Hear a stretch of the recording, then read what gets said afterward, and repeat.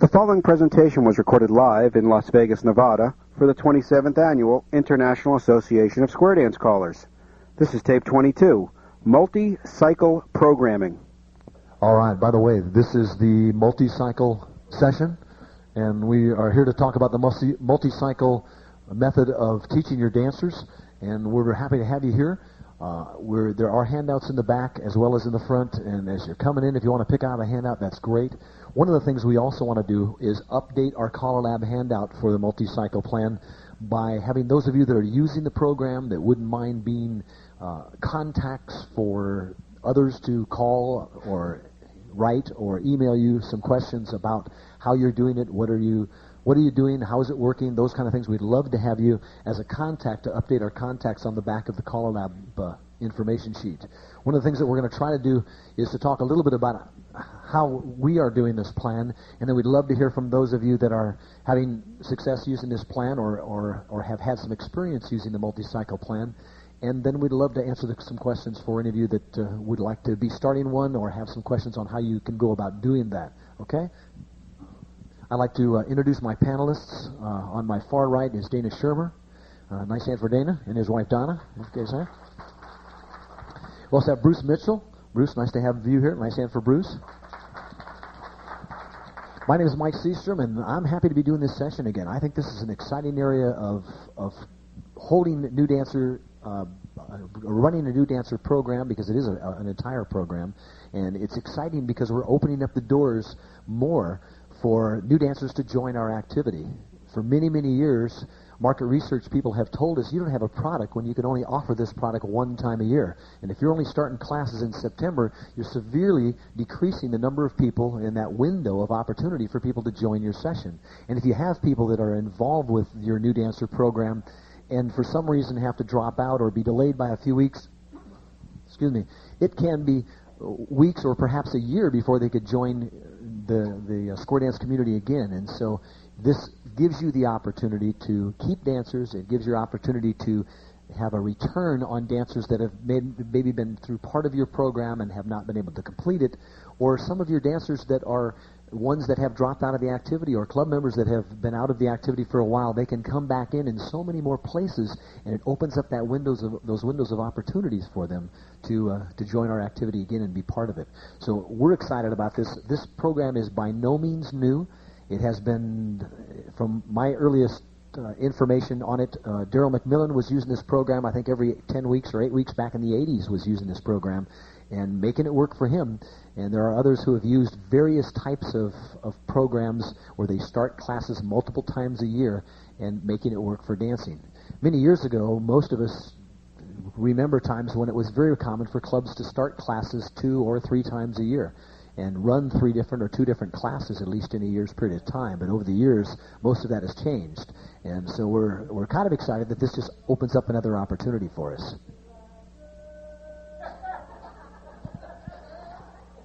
I think we'll probably just have to speak up in here, all right? So either that or if I hear a few of you humming along or falling asleep, maybe we'll just join in a little bit and wake them up a little bit, okay? This is definitely being recorded, so please, and we do not have a floor mic, so if you want to speak and add, please come on up and let's get the microphone to you so you can speak on the microphone, okay? First, I'd like to have Bruce talk about what's going on in his experience with the multi-cycle program, and let's start out with Bruce Mitchell. Bruce? Thanks, Mike. In our area, we have 2 different programs going. In the Washington metropolitan area, we have the Virginia side and the Maryland side. D.C. is no man's land. We have a river separating the two, and nobody ever goes from one side to the other. It's an invisible barrier. The first program that came along is from a club called the Boomerangs. Their concept is that if a person ever has to have a break, you've lost them. So their object is to never have a break in between classes from one cycle to the other. It's a 12-12-12. So they go 12 weeks of basic, 12 weeks of mainstream, 12 weeks of plus. So it's a plus destination program. It's kind of unique in a way. They had or we have, however you want to say it, one giant room which is separated by these types of walls, the movable walls, and we never have any caller facing a wall. so we're not competing against each other. It works real well. So we can have 3 callers working at the same time. Now, one of the kind of hidden benefits of this is that one of the dancers described it this way. We have a big festival in our area, which is not unlike every other area. It's called Waska. And, at most of these festivals, you have, music and dancing going on in different rooms all at the same time. Well, this particular dancer said that she walks around between the 3 halls and gets a Waska high.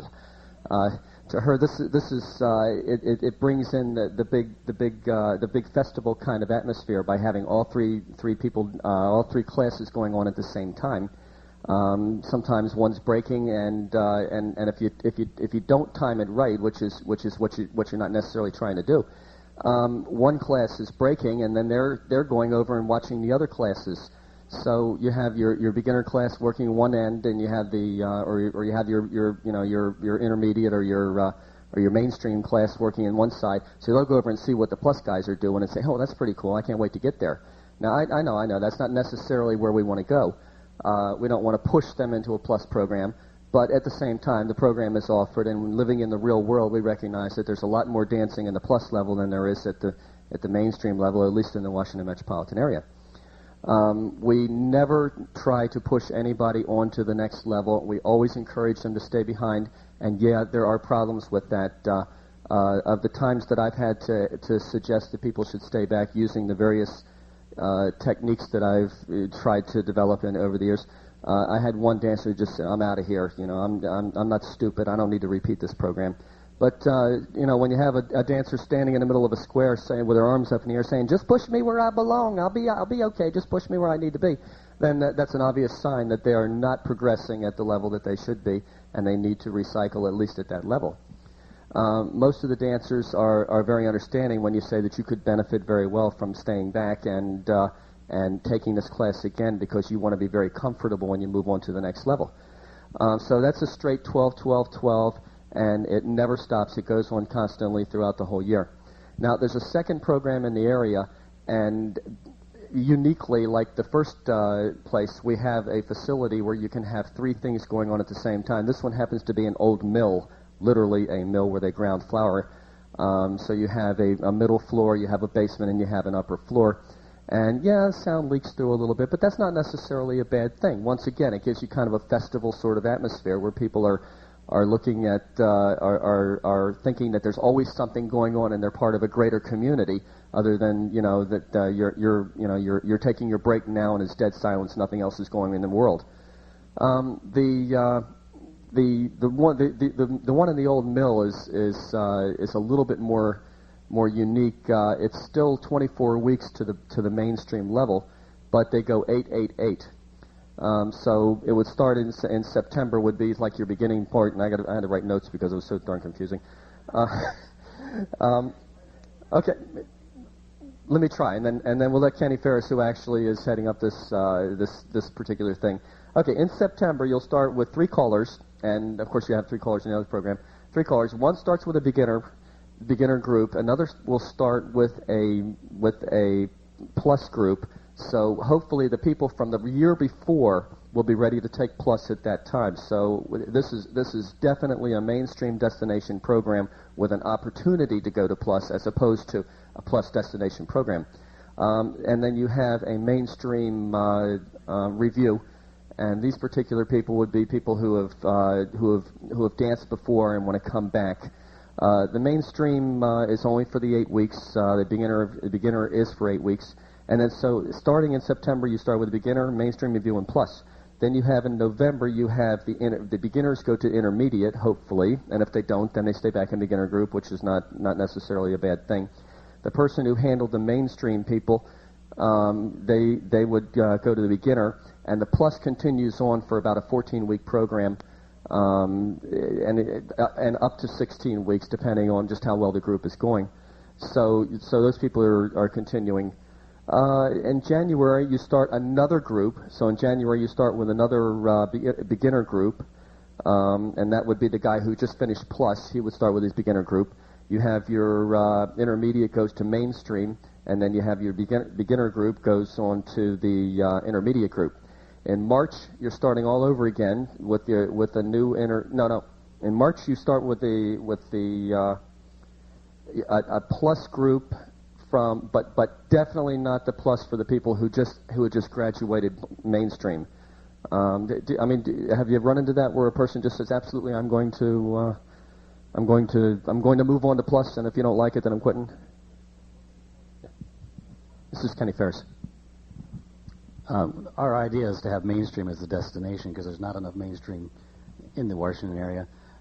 So in March, the first class actually graduates, the September class graduates. Then we start a plus workshop, but it's not for those people. Now, if there's some of those people who are retreads, people used to dance and they came back, we don't, if they're ready to go take a plus workshop and want to, but we do not encourage that, and we just invite them. We've already been inviting them to come to the mainstream clubs in the area at that point. And so then in March, we have a new plus class starting, which is other people who haven't been involved in the program for the most part. And then the January and November classes are continuing. And eventually the result is we dance mainstream all summer long. So we don't have a new class anymore until September. We just have a September, November, and January starts. And eventually we all are dancing mainstream together all summer long. And that lets the callers take turns and not have to be there every Monday night all summer long. Once we get to that point, we can take turns, one caller a week, and we all roll together. And the other thing that's unique is the last tip of the evening every night, we get together, all three callers and all the classes, and whoever's teaching the class that's the newest just tells the other guys, well, they've got, they can do square through now, and lets you know where you are and what you can call. And it works out real nicely.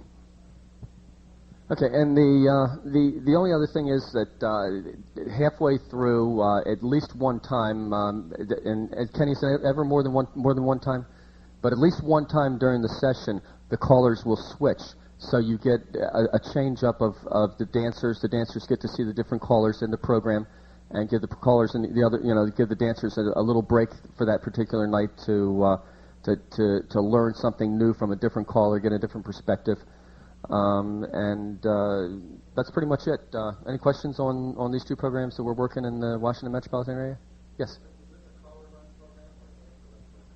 Interesting. Okay, the second program, the one that's on the three levels in the old mill, that's a caller run program.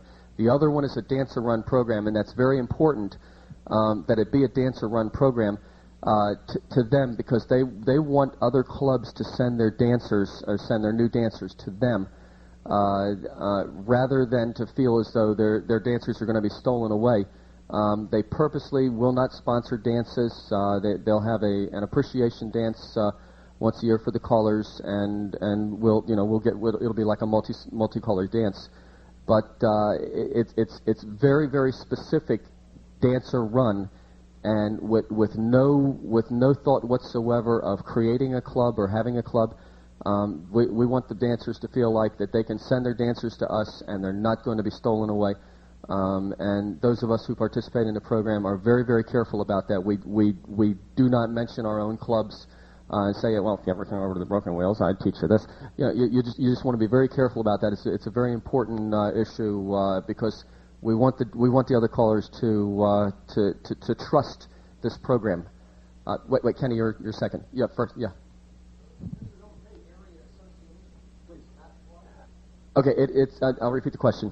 Okay, yeah, it's not really even a dancers association. It's a group of dancers who are pretty much dance leaders in the area who have gotten together and created this particular this particular club called the Boomerangs. But it's a teaching club. Kenny was second.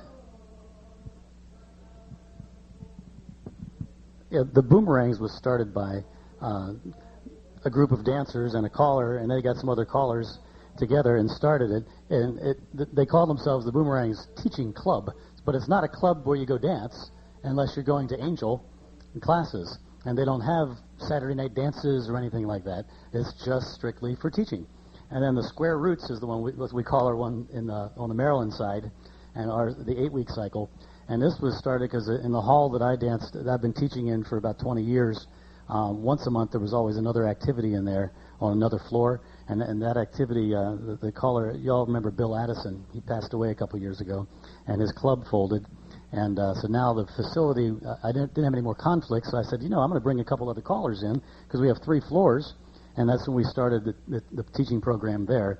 In the Washington area, more often than not, callers teach classes through the recreation departments. And clubs don't sponsor the classes. That's a few exceptions, but for the most part, the callers teach the classes, and then we tell them to, we encourage them to go out and dance at any clubs they would like to. And I don't want to disagree with Bruce, but we do mention our clubs. On the Virginia side, I don't know whether they do or not, but on the Maryland side, obviously we want clubs that's where square dancing exists, in the club. And we want people to know to come dance at our clubs, but not just ours. Whenever we have graduation, I call up all the other callers that have mainstream clubs and say, hey guys, we're having graduation. Come on over and bring flyers, bring some dancers and recruit. And hopefully they're all along helping as angel, but so far that's not been the case, where the angels have pretty much been the dancers of the 3 callers that are running the program. So that's one problem we're having, is encouraging the other clubs. I mean, they're wondering why they're dancing 2 squares at their club. Hello, we're giving them an opportunity to build their clubs up if they come and dance and get to know our dancers and say, hey, we're dancing over here, come on, and, when you graduate. But so far, that's been a downfall. We really haven't had as much cooperation as I think would be helpful to get more people out to the other clubs.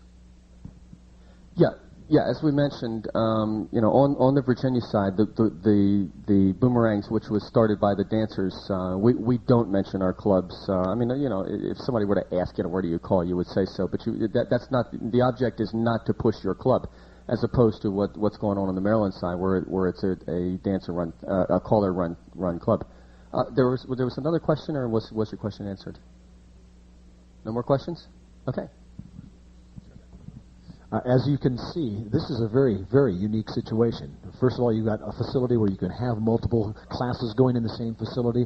I don't know that there's too many facilities around the States or any place else that is like that, but you guys are obviously taking advantage of having the facility and having callers working together, and that's terrific. And when you've got that kind of situation, this is a wonderful program, but it can also be done very, very differently, and there's an awful lot of ways it's being successful. So, Dana, why don't you guys talk about your program? Thank you, Mike. First of all, I want to say I'm very happy to be able to be with you again this year and talk about something that we've had pretty good success with over the years. This is my 3rd time, I think, on panel with Mike, and I'm not sure if that's a compliment or to make me do this until I get it right. But we're from the central part of the states, Topeka, Kansas. I started doing multiple sessions, I guess you'd say, out of necessity. When I first started calling, first thing I did was, we had a club, of course, and they came to me and wanted me to be the caller. And being a new caller, they said, well, why don't you do lessons? I didn't feel comfortable about doing lessons at that time. That was in September, when all the clubs were doing lessons. So I kind of postponed them a little bit, saying, I'm not really sure if I'm ready to do lessons. And I went out and visited some of the other callers in their lessons and learned from them, and then started up in January. And lo and behold, what I found by doing that was there was a lot of people wanting to take lessons in January, that there's no other club doing lessons. So we were picking up people right and left by just the fact that we started lessons sometime other than September. It gave me a little bit of an idea to just kind of keep doing things like that to create lessons other times than September. We still had a few times when we started in September. I now call for 3 mainstream clubs. Now, as a necessity, I can't call 3 sets of lessons at the same time, so I stair-step them along. We normally do between 3 and 4 sets of lessons a year, and then we're not on a given deadline that we have to start every 10 weeks or every 12 weeks. Sometimes it may stretch to 15. Well, we always have a session going with the intent that who's our best marketing people? The ones in class right now. The ones that are learning right now. They have the most enthusiasm. They have links to other organizations where they know where they get some friends. And the enthusiasm that they have right now is what you want to drive from. You want to get them to use that marketing tool before they get out and start dancing and away from it for 8 or 9 months from the lesson side and say, oh, well, we're starting lessons. Now bring your friends in. They've cooled down a little bit. They don't know if they want to come back and help with lessons. But as they're in the learning process, they want to help. They want to learn a little bit more. They want to be involved with being an angel for another group, so they'll be a better marketing person. So that was, again, another one of our key points of doing this multiple session. How many in the room right now are using multiple session? Good. The rest of you obviously are interested in something like this. It's not easy. Let me tell you, it's not easy. It's hard on your personal life to go out and have lessons going all the time, but at the same time, it's very rewarding. It's very rewarding to see people dancing and know that you got something going that, and look around and see the other clubs that are not doing this and seeing that they're not getting the number of dancers. They're not getting the continuation of new people coming into dancing, and feel good that you're doing something and wonder why they're not doing the same thing. Why aren't they out there doing the same process? What we're looking at, as Mike mentioned before, this is not set in concrete in any way. It's based upon what is good for your area, for yourself, and your clubs. You have to kind of adapt it to what you feel is best for you. But it's a true means of bringing new dancers in. Last few years, I've looked at some of the classes we've had, and I haven't been really happy with the size. But then I start looking at the number of dancers we bring into the activity each year compared to what the other clubs are doing, and say, hey, we're doing pretty good. And so we're pretty happy in that regard. As I said before, it's really not the answer to what we're doing, but it's a tool. It's a tool for promoting square dancing. It's a tool for bringing new dancers in. What we try to do, we're a little different than Mike and Bruce here. We will not have lessons, continuation of two groups on the same night. I may have a group on Sunday night, I may have a group on Tuesday night. Because the way we're set up in our area, 2 hours in a hall is pretty much our limit. So we normally go our 2-hour limit with one group on Tuesday night, the next group may be on Sunday night, and then we're back to our Tuesday night and rotate as one group graduates, then we start another group on that same night. But we do not have the luxury of saying, well, you're halfway through, now you're moving on to the second half of the evening while we have a new group coming in the first half. I pretty much keep my classes separate. But the ones in the first group of lessons can come to the second group and be angels. If they're partway through the lessons already, they can come be helpers, and they feel good about that. Plus, it gives them that little more encouragement to their dancing, that they actually can go back and pick up a few things that they might have missed the first time through lessons. So it's another tool for us to use. With that, I may turn it back over to Mike, and then we can have some questions. Yes? Our destination level, the question was, is there a destination program? Our destination in our area is mainstream. The Plus program is pretty null right now in our area. Quite honestly, it's going downhill in Plus. Mainstream is still fairly strong. Kansas has always been pretty strong in the mainstream program. Our state convention has been very strong in the mainstream. Kenny first. Is this caller run and supporting all your clubs?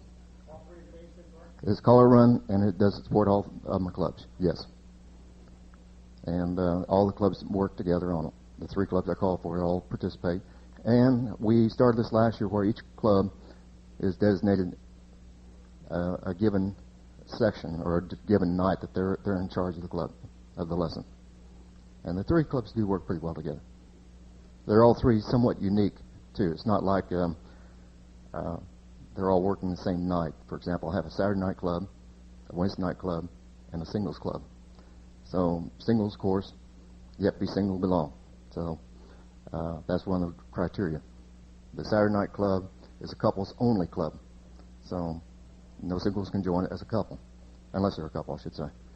So that kind of spreads some out. Then we have a Wednesday night club, which Wednesday is not good for everybody, and Saturday might not be good for some people. So they have the choice there between the Saturday and Wednesday. And the clubs understand that. And they understand if they don't get them as a member, they may be a guest. So they work pretty close that way. Any other questions? We do have some chairs up front for those that want to step in. So you're saying your Saturday night lessons? No. What I'm saying is basically I have a Saturday night club that the lessons, when they finish their mainstream lessons, can move into them Saturday night as club members. So you're calling 4 nights a week then? At least. More than that times. Yes. I was. I normally have two. A Sunday, Tuesday, or maybe a Thursday involved. But normally I have two going at one time. One that's working on the latter part of the mainstream program, and one that's beginning section of the program. In the back.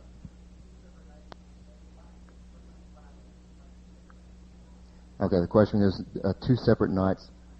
Is it two separate nights for two different classes? Yes, it's two. We have one class that's on Sundays, one class is on Tuesday.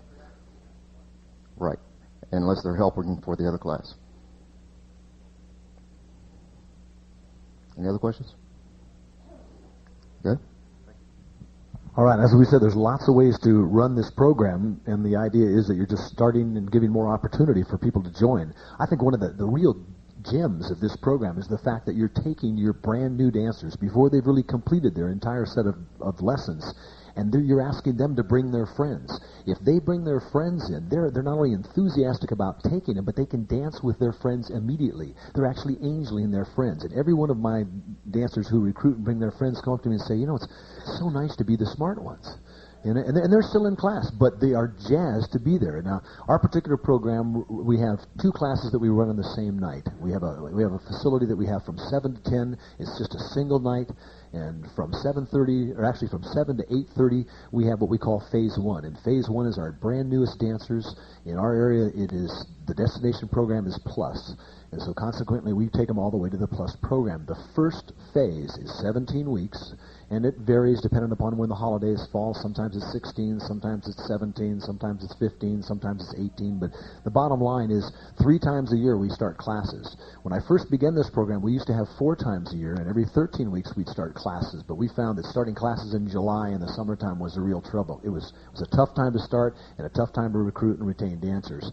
Now we find, because we have 3 starts a year, and our starts are September and January, and they're also May. And our biggest class comes from our May start. We have the biggest attrition through the summertime, but daylight savings time is neat. I mean, people are coming home and it's light outside, and hey, let's go out and do something. And primarily they'll come to our class, and that's kind of the fun of starting that start. Now, once again, in the summertime, we have a lot of people that go on vacation for an extended period of time or miss certain things, and they'll repeat or start again in September. But the real key is, so they start again in September, have them bring some more friends, and they'll go through that program again. Some of them that bring their friends don't go on to the next phase. They'll actually sit and just stay in that same phase, angel their friends through it, and then continue on. So once again, digressing back again, from 7 to 8:30, I teach the basic program. I do usually a tip for the angels right kind of at the end of that, and we have some announcements in the middle of it. And then from 8:30 to 10, I teach the mainstream and the Plus program, just one right after the other, from the first 17 calls and then on to the Plus program. One of the things that's helped in the last couple of years in our area is we've started, with a couple other clubs, we've started running basic dances, once a month basic dances.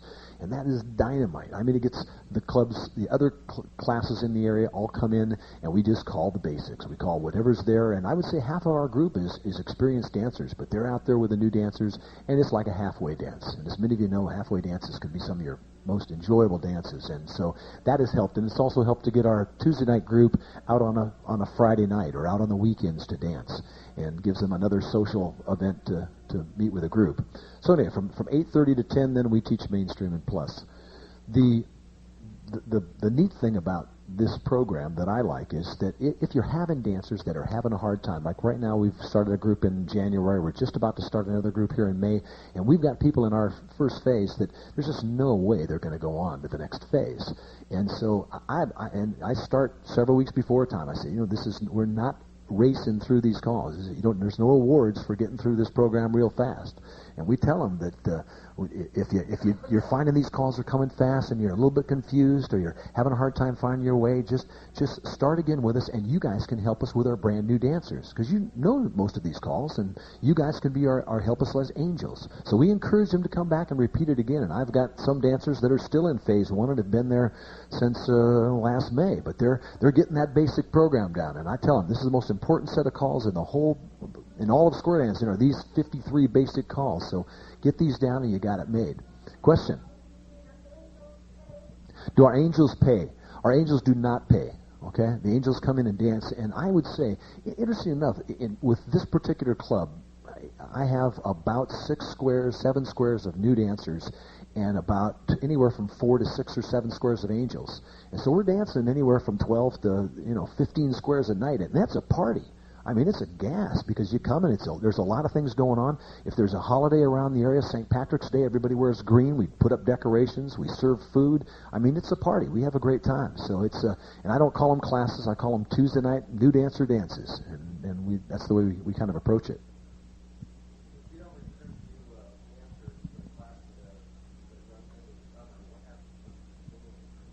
If you don't recruit new dancers for the class that comes into the summer. Absolutely, and as Dana said, the hard part about this program, and the only hard part that I think is involved with this program, because it's an exciting class. I look forward to class night, but the most exciting part, or the toughest part about it, is the fact that you go all year round. I mean, I think there's a tendency to lose a little bit of momentum if you stop in the summertime. In some places, you have to stop, but just provide a place for these dancers to dance. We start in May, first week in May.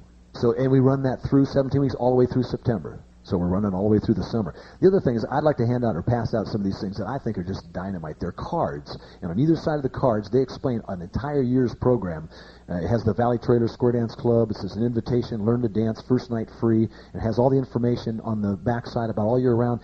And we give them to all the club members and all of our people in our class. And we tell them, put them in their wallets, put them in their purses and stuff. It is so easy to pass these out. I don't know how many times you get talking to people about dancing and where they can learn to dance.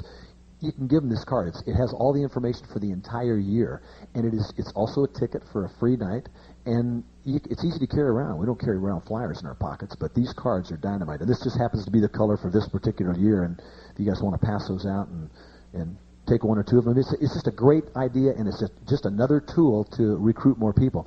Also, Bruce is going to pass around a sign-up sheet. On the back of the multi-cycle lesson plan write-up for CALLERLAB, there are contact names, and we would like to update those names with any of you who are using this program and happen to have some success with it. If you wouldn't mind, if you do mind, then don't sign up here. But if you would not mind, sign up and put your name, your address, your telephone number, and your email address there, so that we can serve as a contact for anybody else who would have some questions on how you might run this program. Okay? Yes.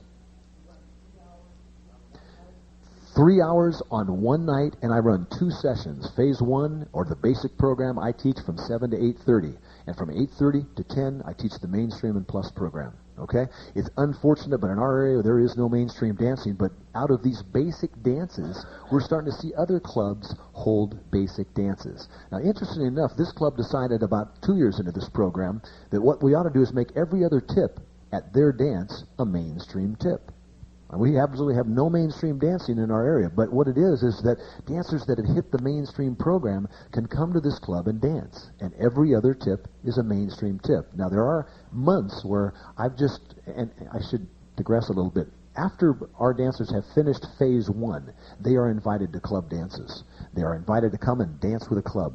The other thing I like about it is that they are included in the club immediately. As soon as they sign up for class, they're invited to all the theater nights, they're invited to all the campouts, they're invited to any of the social events, Christmas parties, anything else. Their names are included on the roster for birthdays. There's always a list in the monthly newsletter about birthdays. We sing happy birthday to everybody. It does, and so they're included in all the club activities as soon as they begin, but they're invited to the club dances after they've finished the first phase, once they're into starting the Mainstream and the Plus program. So there are a couple of months in there where these new dancers that are invited to dance with a club are not through all the mainstream calls. And because most of the clubs in the Los Angeles area have what we call a visiting caller format, or a different caller every night when they dance, I'll email or call or send the caller who's calling that dance any calls that, or the list of calls that these dancers have not had yet. In other words, if they're only through through halfway down the list, walk and dodge, and they haven't done recycle or anything down on the mainstream program, then the callers just don't call those on the mainstream tip. And surprisingly enough, it has really increased the club's attendance at their dances. And I was a little concerned at first that we'd have part of the people standing out here and part of the people, not dancing. there's enough room in the hall for people to socialize and have a good time. There's a foyer outside where they have refreshments, and people go out there and talk and gas, and so it's actually has worked out really well socially for these new dancers to be tied in with the club. Gary?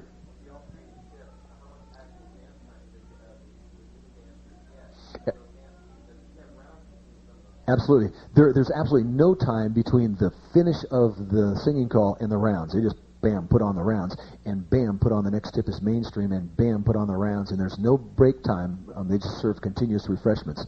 So as a caller, you work a little bit harder calling for this club, but that doesn't hurt when you got 20 or 30 squares out on the floor. You know, you don't mind calling all night long. And Al Stevens was just there because he was happened to be going through, and he had 31 squares out there. And there's a lot of energy. It's going all the time. People are excited, and so in that way it makes it fun. This club just decided about 4 or 5 years ago, they only had 75 people left in their club, and they were just going down, and they decided, let's do something different. And so they started getting into it. They started putting all their attention on their new dancers, and they're probably over 330 members right now. They've just exploded, and the enthusiasm in the class is way up, and consequently, and we encourage them to go to other classes. There are other clubs in our area that are running this program, or that even have a standard class. We encourage our dancers to go out and dance with that club, or if they've got Sunday night free, go out and dance with this club. There happens to be another club running a multi-cycle type of program that starts a little bit about 4 or 5 weeks after us on a Sunday night. And I encourage them to go out there, particularly when they're new and they're having a little bit of a problem. I encourage them to go out in the other places and dance. As far as I'm concerned, we're keeping them in our activity, and that's the most important thing. If you have something long to say or something, come on up on the mic, because we'd love to question. Question? Your September group, when you start the first 3 months, you have singles or couples. What happens in September when 50% of people go out for single? Good question. What if you have a lot of single ladies in here? Consequently, most of our angels that come to our class, and it depends upon the makeup of it, are angel guys. A lot of the guys will come and dance with these ladies. And in the class itself, if I just have them put their sets together, if you don't have a partner, raise your hand and get in a square. Well, after a couple weeks of this, people start to couple up and pair off as regular partners. But we end up with a little bit more single ladies. Many of the single gals, because they don't have a regular partner or can't get a regular partner, don't end up staying with us. But some of them do. And this group makes it work. Since I've been teaching this class in 4 years, we've had over 9 couples meet and get married. And they just meet, they start dancing together, and bam, they hook up and they're married. But I also say to these people that you can't go out to a standard square dance and just jump in a square and raise your hand if you don't have a partner. I mean, you really have to have a partner, unless there's a singles club, and a lot of the clubs run a singles rotation. Do you ever allow some of the ladies to learn the dance part? We have before. We have one gal that actually, we had one gal go all the way through the class and then say, I want to go back and bring my friend, because this lady has 2 small kids, and they're very involved in Little League and whatever else, and she can't get her husband in. And this other lady, that friend of hers, is the same way. So she came back to class the second time wearing jeans and brought her friend out, and they danced together. And they hope someday, when their kids grow up, to bring their husbands in. They're having a heck of a time. And the husbands come out to graduation, and they bring the kids, and when there's party nights and stuff, the husbands are thinking about it. They're not quite there yet, and these guys are, But at the same time, these gals are having a good time, and it seems to work out. So that's a possibility. One side of that also, a few years back, I taught a lady to dance. Married woman. Her husband traveled a lot. She had 2 teenage boys. I taught her how to dance. She was looking for something to do, and she used to dance when she was young and so forth. Taught her how to dance. The next set of lessons we started, she brought her 2 teenage boys. The next set of lessons we started, her husband finally showed up. So we got the whole family in, but it took 3 sets of lessons to do it. Will. Okay, wait a second. Milt, you got a book out on this, and we've just kind of come across that information, and of course you had mentioned something, I think, in your application for CALLERLAB. So would you mind coming up and just speak a little bit about your program? Milt Floyd has a book out. We just recently saw it in American Square Dance magazine. This is the way you happen to be running this program, and so let's hear your story, okay? And then Will. All right. I was approached by a club 3 years ago that was going to fold. My wife was a cuer. She actually cued what was going to be their last dance. And shortly after that, 3 couples from that club said, no, we're not going to do this. And I had been promoting and advocating multi-cycle programming for years, and they approached me and said, what night do you have available? We want to do this. So we started, and in the book, I say, it's not a new program. It's not a reinvention of the wheel. What it is bits and pieces from a lot of different programs that happen to work in my area. We start in September with the first group with a free dance. Everybody comes in. Then they begin 10 weeks of basics. We make it very clear that this is standard position only because of time restrictions from the school and the facilities. We don't have time to go into DVD. So standard application. After 10 weeks, they've completed the basic program. We have a dance. The following week is free night. Everybody brings their friends. Now, we have badges for each of our new people, and they're color-coded. The September group starts as blue, and they stay blue. The November group will be yellow. And so we run 6 o'clock to 9:30 every Monday night. The first half hour is brand new people. The next, what would it be, 2.5 hours, is alternating tips between blue and yellow. And then the last half hour is to the mainstream people. So I have the basic people there on the sidelines observing while I'm teaching the mainstream program, so they're visually getting what's going to be coming to them in 10 weeks. A requirement we have is that after you finish the basic program, you must angel the next group coming in. So we have blues completing basics, and then blues becoming angels for the yellows going through basics while they're completing their mainstream program that the whites are angeling them. So anyway, and on and on.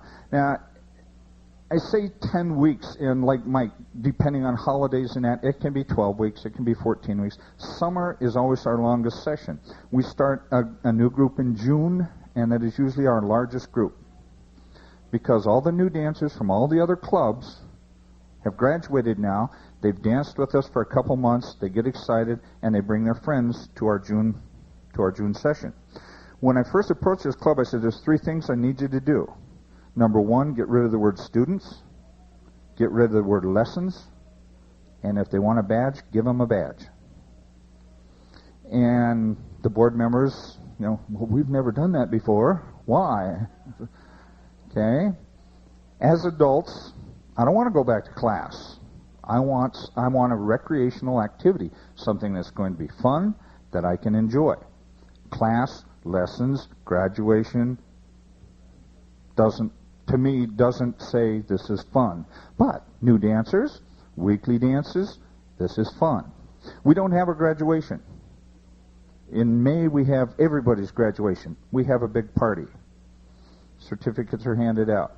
We don't have graduation. They've completed the program. Tape change. In our program, the angels pay. Everyone pays because it's a dance. And we get them into that mode immediately, that it is a dance, you are going to pay for that dance. And so when they go out dancing, having to pay is nothing new to them. Even our angels pay because it's a dance. One of the biggest things that we have, I think, that is working in our favor is casual attire. We polled several of the people, the new dancers, and the biggest thing that came up is, if I have to go home from work and change clothes to come there, I'm not going to do it. But if I can come from work and dance, I will be there. So the first year we graduated 96 dancers. The second year was 104, and if it goes, we just started 17 new in March, and depending on what June, we'll be right around the 90 number again this year. So this is the 3rd year of the program.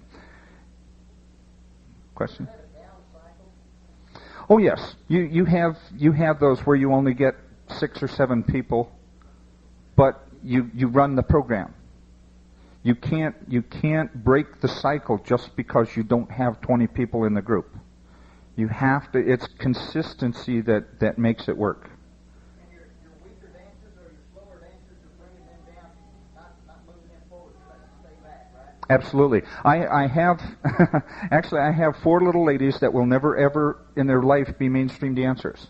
But they are just so happy because once a week they can come and dance that basic program and be a part of that club. They help with cleanup. They help with setup. They take care of the food tables. They have a place to be, and they feel like they belong. Yeah. Why did you use yellow and blue? It's just, we use yellow, blue, green, and white. That's the 4 colors. Why not phase 1, phase 2, phase 3? Because I wanted color-coded badges. I have teaching sheets. Well, I have teaching sheets that I use that are color-coded to the group that tells me where each group is, and the colors coincide with the badge. So, and that's in the book, too. Yes. What locality are you? Minneapolis, Minnesota. I'm sorry. So, yes, the book is available if you get American Square Dance. It's out there. Also on my webpage, there's information about it. And but it's not for everyone. Like Dennis said, it's a lot of work. Your club and your class have become one entity, basically. Absolutely. Yes. Yes. Can you address retention? It's one thing to turn over large numbers. Oh, yes. Yes. Retention right now we're running at 72%. And we lose some to illness, but what's nice with the program is after they're done being sick, they usually come back and we see them in the next session. We use some to work-related things that take them out of town, move them away. But it's 72%. That's a pretty good retention rate. So when this is based on this is our 3rd year, and we have a 72% retention from the first year. Yes. Yes. Any more? Thank you. Thank you, Mike. Very good. Thank you, Bill. Thank you. As you can see, there's an awful lot of ways to do this, and color-coded badges, we have color-coded badges for different phases. But once again, and we even have I would say a 3rd phase, we'd call it, that really we call them workshoppers. They come back after they've graduated, but they need to sharpen up their skills, and we have them come back and they workshop, and by paying, they automatically have a spot. In other words, an angel wouldn't take their spot. So they literally come back and workshop. And I too have people that have never made it out of the basic program, or that have never made it out of phase 2, and they're happy as the dickens. They're going around dancing the other new dancer dances. They are part of the club. They help with things. They go to all the club functions, but they probably won't be traveling around as dancers. So it's finding a niche for these people, and hopefully someday we're going to create more programs that are basic programs and that are easier to learn to dance programs, and we're going to find more places for these people. Milt, do you want to address one more thing? Yeah. One thing I forgot to mention. Last year, we started doing monthly basic dances.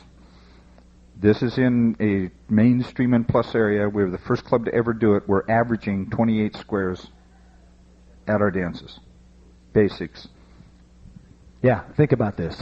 It's a neat thing about this program. When you start sectioning off your classes like this, or running them in segments, it gives you just perfect areas like the basic program to have these. And these are great dances. These basic dances. I'm sure there's probably combined angels and students in this, and that's the neat thing about it, because there is so much enthusiasm with your new dancers. A lot of your experienced dancers love to be a part of this, and they have friends. They're recruiting people into their program. It gets some of our experienced dancers who have kind of lost some enthusiasm for recruitment, or because the opportunity isn't there all the time. All of a sudden there is that opportunity. There are vehicles like these cards and things to hand out and get excited about. And when you can invite your friends to a class that is just a jammed hall, that everybody's eating and having a great time, it's like inviting your friends to a party. I think you're a lot more apt to get out there and invite your friends out. And so that's a real help. Another question? Good question. When we started this, most of the people in our clubs were 55 to 65. I would say most of our new recruits right now are 45 to 55. And we're targeting those people primarily because this is the generation that is almost the largest in the population right now. Plus their kids are leaving the nest. And we find it when we do get people that have kids or that are younger, that our retention rate goes way down because they have a harder time staying with the program. Their kids are involved in things, and it does make it hard. We've even had newlyweds come into the program, or couples that are just beginning to get married. They come in and they get married or move because of their job or something like that, and it's harder to retain that group. I know Will Ease is doing a program like this down in the San Diego area or Southern California area. It's a different program. And Will, why don't you go ahead and talk with a little bit about your program? And then, once again, if you have questions, we'll try to repeat those questions on the mic, but keep them brief. If they're going to be a long question or involved, mosey on up here and talk on the microphone. Thank you, Mike. Yes, I'm Will Eads from Southern California. First of all, the first statement I want to make to you is the gal that's the president of the club right now that I teach for, Buddy Weaver and I alternate Monday nights teaching. We have 2 sessions. She says, when you go to CALLERLAB, I want you to tell them how successful we are. Those are her words. We are very, very successful. I do 2 multi-cycle classes. I do one on Sunday night for the Sundown Squares in San Diego, which is the club that was ready to fold. Judy Ballard, my partner, she teaches round dancing, and I teach square dancing. We each teach 2 sessions an evening. We have a hall that can be divided like this, and the noise level is low enough where we really don't interfere with each other's teaching. She has the biggest round dance class going in San Diego. My square dance class is not quite that big, the first one, but during the second half of the evening we have to flip-flop because my square dance class is bigger than her round dance class. So it's a very successful program there. We have brought a club that's ready to fold up now to our last party dance was like 12 squares. It's building. It's really going great. That's the one. That's on a Sunday evening. And I might mention also that this club has donated $800 to the CALLERLAB Foundation. Another nice plus. Monday evening, I teach for a class up in Escondido, which is in North San Diego County.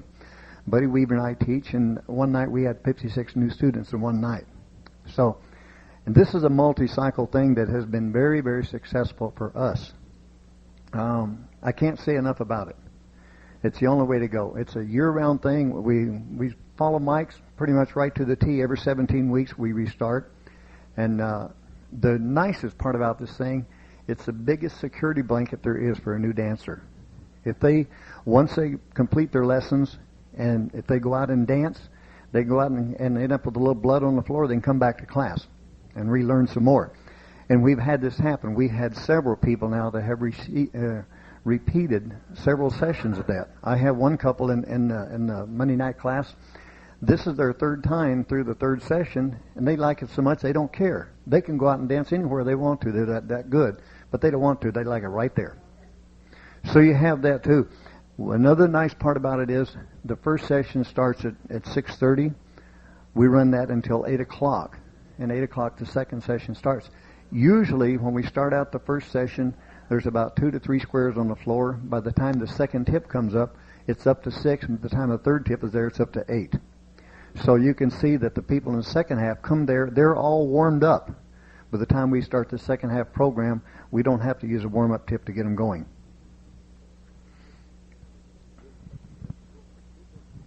Thank you, Will. Will, they've done some interesting things down there because you've actually, I think, increased your door price by 50 cents or something like that, and every, either dances, they put that money into the foundation. They're selling T-shirts and all kinds of things about learning to square dance, and that money's going to the foundation too. So, Will, you guys are doing a great job. Judy, fantastic. It's great. It's part of it is just the enthusiasm you can get when you get more people attending your sessions. You're increasing your income on an economic sense because by holding 2 classes on the same night, you're getting 2 groups coming in. And as the question was asked earlier, what if you have a down cycle? And sometimes you do have a down cycle. And the key is keep it going. Don't let that get you down because invariably there's some people that are repeating that phase again. So it's not just maybe 6 students you've got. You maybe have 12 or 15 or 20 students. Some of them are just holding back from the other session. And the key is being consistent and keep it going. We had a couple clubs in our area that tried it for a year, did 3 sessions. It took us about 2.5 years to get enough momentum where your new dancers are bringing their friends, and it keeps it going. So don't stop after a year. Keep it going for at least a couple of years, and keep that enthusiasm going. Make those dances fun. Make them like party nights. Keep the music going. I start, even though the program moves along pretty good, I stop just taking breaks in the middle of it. I teach them line dancing, and I'll teach them a Texas two-step, and so in the breaks, once they know that Texas two-step, if I want to just put on music, I'll put on a country western tune. I'll say, hey, anybody wants to do a two-step, jump up. And those people that are young and want to keep going, and because after an hour and a half, some of your people that are first starting with you, they're tired. They're ready to go home. But they're not. Their tongue's not dragging on the ground. I mean, you haven't held them 2 hours or 2.5 hours of class. Some of those people that are a little bit out of shape, they'll take an hour and a half and they've had enough dancing, but by the time you get them into the second phase, after the second, seventh, they're ready to stay a little bit more. They're in a little bit better shape. They're ready to go a little bit more. And your people that are really going or gung-ho that don't want to, they're just chomping at the bit to dance, put on something for them in between the tips. You can put on a Texas two-step, or once you teach them the 10-step, or I do contras, or a mixer or something like that. It just gives them more of a feel of this entire scope of what square dancing or the American country dance scene is all about. You want them out there enjoying the music and enjoying the different dance forms, and it's just something else to retain your dancers. Another thing, we talked about clothes, and we too have a casual dress with ours, because very often people come from their work right to the class. I mean, I live in Los Angeles, and this is on the outskirts of Los Angeles. A lot of people commute, and they don't even go home. They come in their suit, and they take off their coat and their tie, and they put it on the chair, and they dance. We had one guy that delivers mail, and he was kind of rich, and so I had to tell this guy, bring a shirt, and maybe a washcloth, and just kind of clean, And so he did, and he still does, but at least he comes, and he's been just terrific. He's actually turned into a class coordinator. We have kind of a unique situation because we have a church hall that is air conditioned, so during the summertime the air keeps going, but we've got a side room, and once a month, the club, a couple in the club started asking anybody in the club if they had old clothing or square dance clothing that they no longer wore or no longer used anymore, would they bring it? And this couple would wash, mend, hang these clothes up, and once a month they'd bring it to the class, and we call it the rack. And they just put it on the rack. Well, a shirt might go for $5, or a petticoat go for something, I don't know what they go for in there. But anyway, the class members kind of mosey on over, and they'll buy a shirt, or they'll buy a dress, and all the money goes to the club. And all of a sudden, you got a great fundraiser, and these people are starting to wear clothes. And as many of you see, after a while, some of the people that said, I'm not going to be caught in those clothes, they're out there wearing them, and they're enjoying them, in particular if you're teaching the style and the stuff that goes with using skirt work.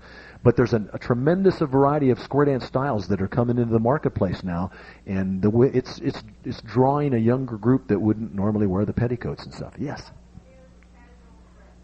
Casual attire would be... we don't mind women in pants. I encourage everyone to wear some shoes that, in case their foot gets stepped on, they don't get any injuries. So sandals are not great, although occasionally we have the gals come in sandals. We try to discourage that. Guys, if you can wear long sleeves, that's a real help. Sometimes I can't, but in the summertime, a lot of them will come in cutoffs or in. But for the most part, it stays. We find that from the beginning of class to graduation point, people just progressively dress and dress up. Because after a while, they feel like they're going to a party. So they want to dress up. They're not really going to just a casual fling. But I think by not being so stringent with that, these people are really wearing clothes after a while. And you'll see there's a position paper that CALLERLAB has to present at this convention on the dress code. Most of you are familiar with the National Council of Square Dance Organizations and their proposal to relax the dress code. CALLERLAB has a position paper that's been passed by the board. We want your opinion on it. If it's passed by CALLERLAB at this convention, we'll send that position paper onto the National Council of Square Dance Organizations and to the other organizations to give more latitude, but at the same time allow specific groups, if they want to stay in traditional dress and stay in that kind of attire, terrific. They can label their dances that way. If they want to have a more casual attire, terrific. We're going to see down the line, maybe 10 years down the line, we're going to find out if it makes a difference or not in our groups. Joe. Yeah, Mike, is most that we're talking about now aimed at mainstream level? I think Dana's mainstream. You guys are mainstream. Shoot. Half plus, half mainstream. We're shooting for plus destination. Milt, you guys are mainstream. Will, you guys are plus. So cater it to make it work for the group in your areas. We're even seeing some people take a 3-hour slot, and every hour they have a different face. So they actually have 3 groups going on the same night. And so there's a lot of different ways to run this program. And the exciting thing is look at it from the standpoint of what works for you. What's your hall set up like? How many hours do you have to use the hall? Is it on the same night that your club dances? And ask yourself a few of those questions. There's a lot of information here. I have not seen Milt's book, but I use these resources. Do you have any of these here at the convention? I have a few with me. Great. I'd love to purchase a copy from you. I think anything, that kind of information that you can have gives your groups a little bit better latitude to cater this so it can fit your particular group. And don't be afraid to tweak it, but keep it going and tweak it as you go. Tom Perry, Largo, Florida. We have a couple of situations that we have to live within. One is that we are a plus destination area. We have to teach to plus. The other is that we're a snowbird area. Traditionally, this means you start in November, and at the end of April, you're through with plus. And I've just put my foot down and said, you can't do that. Can't do it. I teach year-round. I'm currently teaching classes from November to November, and then immediately start a new class. And I've toyed with some ideas about this, how to incorporate this to help me with that situation. And those of you who are experienced, I hope you can help me find some deficiencies if there are any there.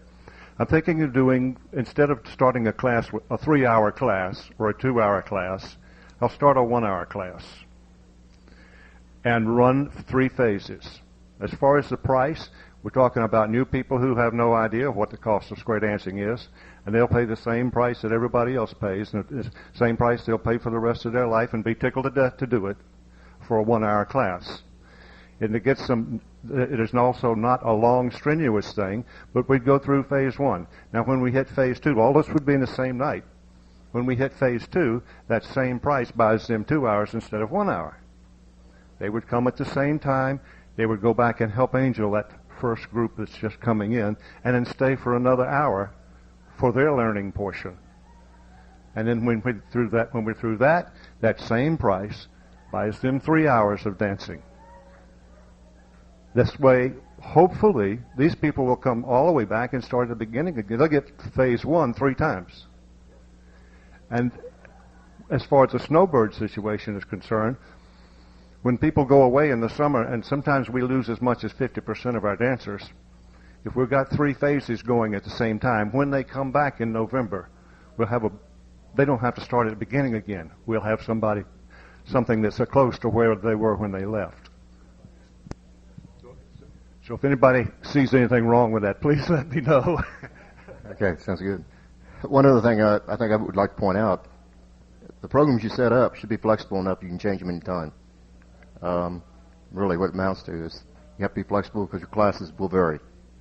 And their learning abilities, the weather, and so forth may have a bearing on what you do. So set yourself up to be flexible so that you're not limiting yourself to 25 weeks or 30 weeks or something like that. Set it where you feel like we can continue. For a while, I was getting dancers, experienced dancers, when do they graduate? I imagine most of you hear that. When will they graduate? Anymore, we're treating kind of like Mike was saying, we'd like to combine some line dance. We'd like to combine the fun evening, just having a good time, not stressing so much. Learn. Now it's more, let's have a good time. And as we have this good time, we'll teach a few things.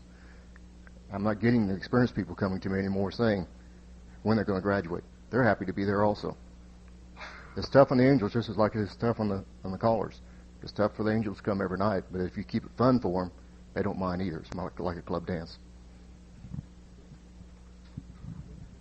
Bruce, you want to add anything? Joe, you have a question? Yeah, are most of these caller run or club run? Or is caller? Dean is a caller run situation. Now you have clubs. Are your clubs club run that you're working with? Clubs are club run. Classes are caller run. I work at clubs. The club runs the situation. And it was interesting. When we first started, I had a hard time. I'd go out and talk to other associations and callers groups and dancer groups about this multi-cycle program, and they kind of looked at me, particularly the dancer associations, looked at me a little strange. I even went out to certain club board meetings, and they invited me out to talk about this program, and they kind of, what's your motivation behind this? And finally, what I started doing was sending out some of the guys from the club I work with, and they go out and talk to the other clubs. And these guys are so excited about it. And they've got a website, and they've got information on their website, and so consequently, they've done a better job of being able to pass this around to other clubs because they're hearing it from club people that are excited and they're making it work. So I think that's always a possibility. Milt, do you want to add something to that? Ran into a very similar situation with that when I presented this program to the Minnesota State Federation.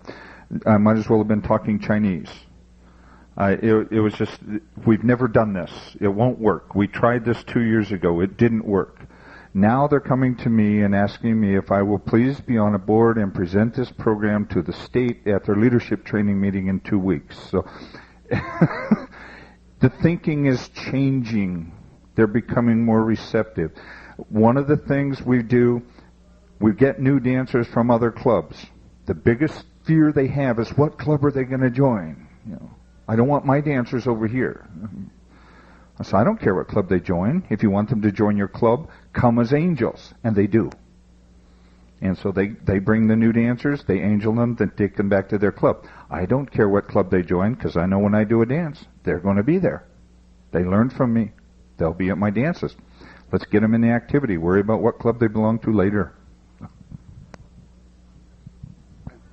One of the common denominators that you're hearing throughout this whole thing, in case you didn't put it all together, is that you want these dancers to feel like they're part of a bigger organization, part of a bigger group. If you're fortunate enough, like in our area where we have 2 facilities where you could actually divide it into 3, so much the better. But if that should not be the driving force. The object is you want to get more dancers on different levels involved at the same time, if possible. My personal club, I hold class right before the club, and as the old dancers or the experienced dancers start coming in, they come in as angels and they help the new dancers. This gives the dancers the enthusiasm, and then of course the new dancers stay and watch what the older dancers are doing. It always makes them feel like they're part of a bigger community. So I think that's probably a common denominator among all of these different types of programs. Very well said. Now, is anybody else using a multi-cycle program of any type and would like to share that information with the group here? Anybody? We're planning on starting one. Are you planning on starting one? Good. I think it's interesting. If you can, Will, do you want to add something? Come on up, and if you've got a comment. If you're going to start with a class, run it an hour and a half or an hour or whatever, and then if you don't get a big group, start real quick right after that and help. Just anything you can do to keep this thing going or to get it. Just one thing I wanted to add: the group we have in Escondido, the Whirlaway's Club, they were very apprehensive about this program to start with. They weren't really that excited about it, but after it got started and they seen what it was like, and now it's been going for about probably a little over a year. And by the way, our biggest class is always in May also. But they now are the biggest advocates of this multi-level, multi-cycle class. They can't believe how much success that we're having with it. Is there anyone out there right now that have tried this and had a failure with it? 1, 2, 3. Can you relate on what you think caused that?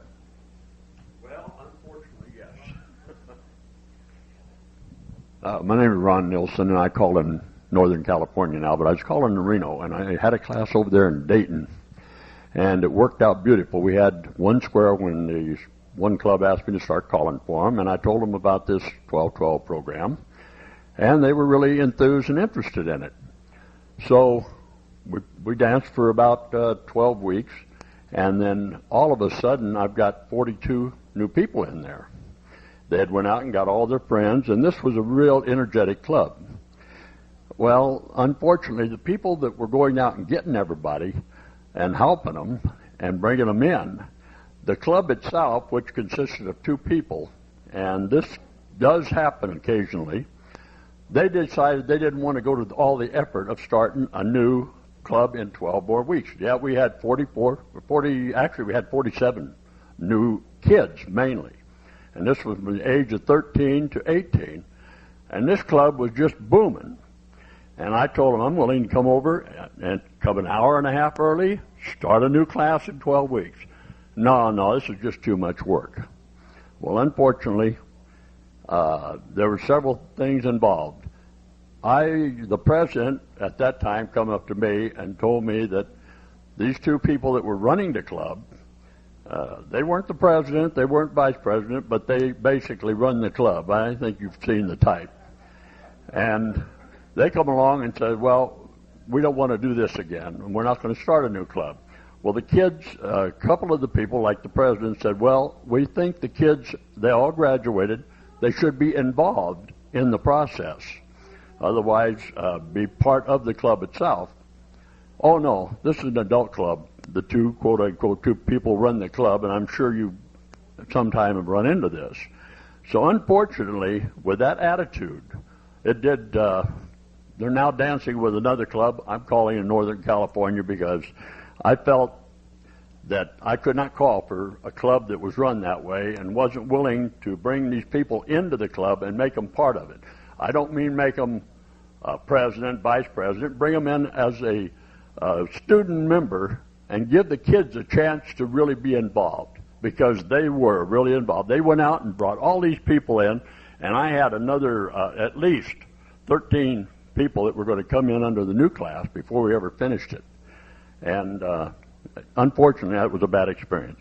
But I'm going to do the same thing up in Northern California. I am going to start a 10-10 program up there, or a 12-12, whatever works out in the Chico and Orville area. Thank you. So your failure really wasn't a case where you felt you failed, but a case where the club didn't accept it. The program succeeded.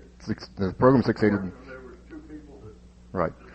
Okay. Did anyone have any cases where the program actually failed? It's just the acceptance. I think in that light, that's telling us something. There is a need for it. There is a continuation of it. There is enthusiasm for it. Those of you who've heard talk about it have all said the same thing. There's success there if we work with them. So keep that in mind. Yeah, I think being able to tweak the program as you go, too, is really critical. If something's not quite working or you need to change a little bit, be a little bit flexible. The other thing, all the same elements of recruiting that we've done in the past, as far as getting out flyers and information and getting the word on the radio or whatever you've been using as your standard means of recruiting, you need to do all those things. Nothing really changes in that sense, and you're just doing it 3 times a year. But you've got some additional help, and the one element that we have in this multi-cycle program that most of you who are not using this program have is the fact that our new dancers are our primary recruiters. Those people in their enthusiasm are going out there and getting their friends, bringing their friends, and dancing with those friends immediately. And to me, this is so critical. This is something we have not had in a long, long time. Yes?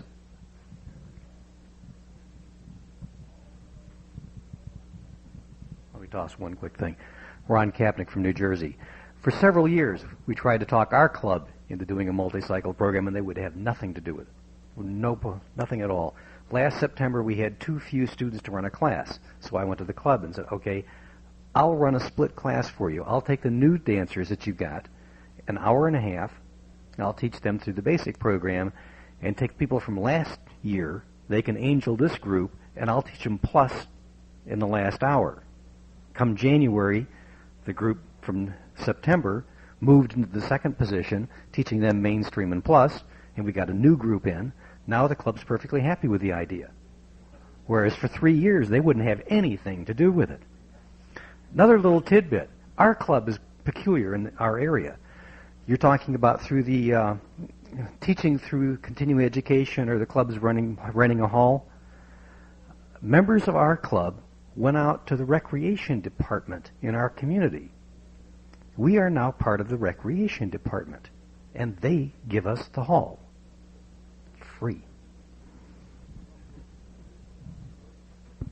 Well put. That's the other thing about our program. Our program for many years in most areas has been much too long for us to be in the park and rec departments. But you find by shifting this down, say you're going to run it every 10 weeks or 8 weeks or 15 weeks, look into the park and rec departments. Look at what their needs are and what they want to do. They'll be putting your class in their bulletin that they send out to everybody, and they'll be running it. And it may open up some opportunities for the park and recs that we've been out of for a lot of years. And so look into that aspect. Also, your Chamber of Commerce. Make sure your Chamber of Commerce knows about your program, so that if square dancers are coming into your community and they're looking for a dance, they'll come to your dance. They'll take that same information and enthusiasm. They just add the enthusiasm that occurs. And at the same time, you're getting this information out, so if people want information on dancing, they can be part of your group. Bruce? I think square dancers as an entity are probably the most conservative group of people that you're going to run into. The only thing that I can suggest is that you keep pressing in your area and try and show them that the world isn't going to come apart if they do something different from what they were doing in the past. We had a situation probably starting 8 and 10 years ago where the youth movement in our area had completely died away completely. And little by little we were able to show them that this was not necessarily a bad thing. Now, interestingly enough, as the kids come into a hall or into an area, it's thought of as a good omen that something good is happening. But this only happens by slow, steady pressure on the issue. So, in your area, if people are resistant to the multi-cycle program or any other ideas, it may not necessarily be that they're bad people. It's just that they just can't envision it any other way. You've got to keep pressing and show them that there may be a better way to do it. Sometimes different isn't always bad. Yeah, sometimes it's out of desperation that you can jump on and make this a positive, and I think that's a great way. A small class, you're about to toss them away or send them someplace else, and just taking and running a workshop for the club members and say, let's extend it, and let's have half of it for your club members and half of it for your new dancers, and then once you get to that point, then start it again. Gary?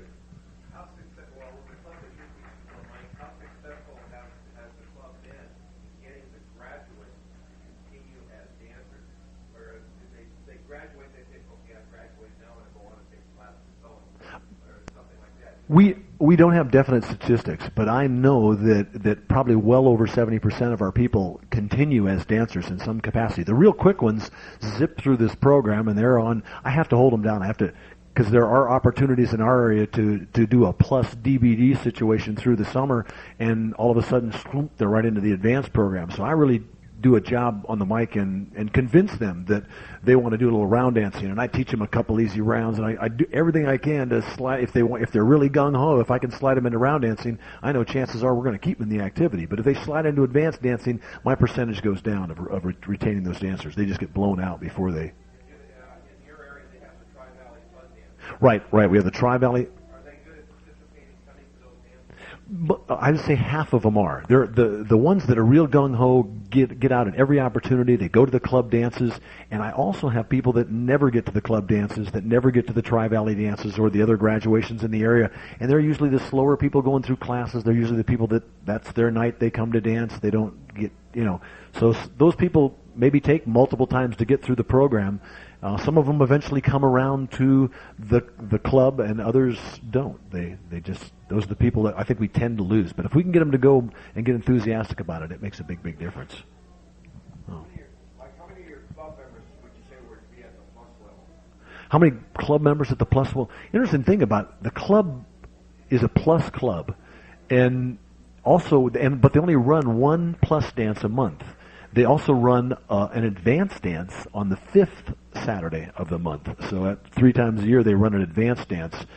And so I would say there's quite a few members in that club that are advanced dancers also, that dance with the Plus Club, but they come on Tuesday nights, and these same people, many of the people that are there on Tuesday nights angeling are advanced dancers, but they're having a great time with the new dancers. And the other thing is, make sure your club people, your angels, are out circulating with your new dancers. I mean, it's that way with any class, but make sure they make it like a party. You establish those relationships early on, and you as the caller are a big conduit to that. You make that happen by getting around, by introducing people, by talking to people, by doing a mixer that gets people mixing around. I think in general in North America, we've gotten to the point where we couple up and we only dance with our partner all the time, where they don't in Europe and other places. Make it a party. Spread people around and do some things that mix your dancers up a little bit. It just makes it more fun. It gets people to know each other and gets people to know their names and occasionally pull your angels aside and talk to them a little bit. If they get a little bit too enthusiastic and a little bit too pushy with your new dancers, talk to them a little bit. Help them out. Most of our angels are our dancers that have been our graduates over the last several years. And some of the people that go on, they always apologize to me. Well, I'm sorry we're not making your Tuesday night. We're attending round dance class. Well, that's all right. You did your time here as an angel. Don't feel guilty. And, but we do get a good participation because of the enthusiasm level there on our class night, that we get a good enthusiasm with our new dancers, or with our angels. Any other questions, comments about this program? How many of you are using it right now? Just a show of hands. How many are using this right now in some way? So we've got maybe 5 or 6. Yeah. Are you guys using this program back there? Yeah. Yeah, come on up to the mic. Yeah. Where's our sheet now that has the names of our contacts? Yeah, if we've got a sign-up sheet with contacts, love it. Make sure you sign that up, and then we get it back at the same time. Great. Great. Yes. Yeah, Darren Tanberg from Yakima, Washington. What we have is we have 2 clubs in our area that own our own hall, and we both conduct lessons twice a week. So they're done in a matter of 3 months. The way we have it set up is as soon as one club is done, the next club starts theirs. So what we're having is the new dancers are actually bringing the people out to the next class. But now again, we're talking 2 different clubs, and so we've been working together in that manner. So it is kind of the same thing. Well, we are offering lessons, but we're not going year-round. We're just doing the 2 sets of lessons. So it's like one club cooperating with another club, or several clubs cooperating, 2 clubs that are cooperating like that. And that's another way to think about this thing. You work it if you got 2 clubs sharing the same hall or work in the same area. So one club might start here, another club might start there. That's another way of doing it, but opening up the opportunities for people to start dancing. I think in the St. Louis area, all the clubs got together. I mean, had gotten to the point of desperation, and the association all got together and said, well, let's see if we can't coordinate our class starts at different times of the year. And publicize each other's dances and let's help each other out a little bit. And unfortunately, sometimes it takes getting to that desperation point where you're willing to stop and throw up your hands and say, well, maybe we ought to sit down and work together on this. And that may happen in some areas. That's okay if it gets to that point. Use this as an opportunity to create the multiple starts in a year, because that's the key, is opening up the opportunities for new dancers to join our activity. No? Okay.